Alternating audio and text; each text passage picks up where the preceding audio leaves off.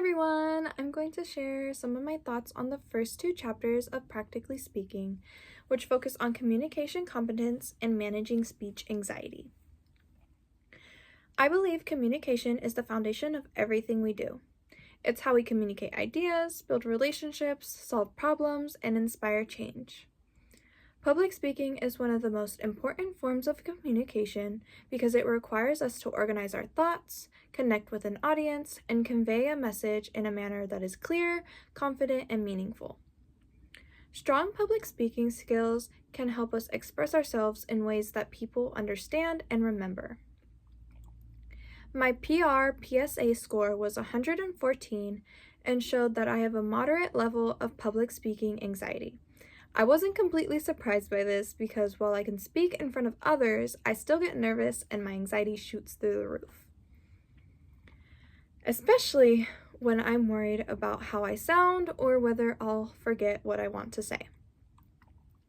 It is important to me because I want to use my voice effectively, not just to share information, but to connect with people and make an impact. I took note that communication skills are effective in getting your message across and properly receiving the situation and audience. You need both for good communication. An example of someone being effective but not appropriate was a meeting I attended where the speaker got people to agree with their idea, but they interrupted others and used a rude tone. They reached their goal, but it negatively affected audience relationships. I've also seen someone be appropriate but not effective. A classmate gave a polite, respectful presentation, but it was so vague that no one understood the main point.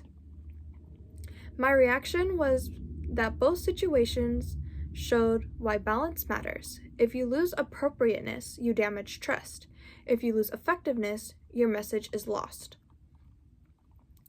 I also took note that ethical public speaking means being honest, respectful, and responsible with your message.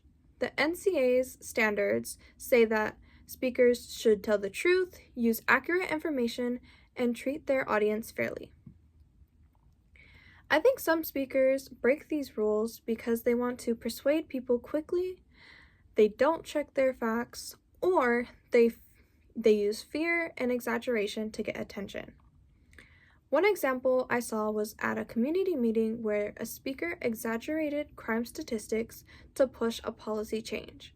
It got people worried, but it wasn't true. As an audience member, it felt disappointing and made me lose trust in the speaker. Once you know someone has broken an ethical standard, it's hard to believe anything else they say.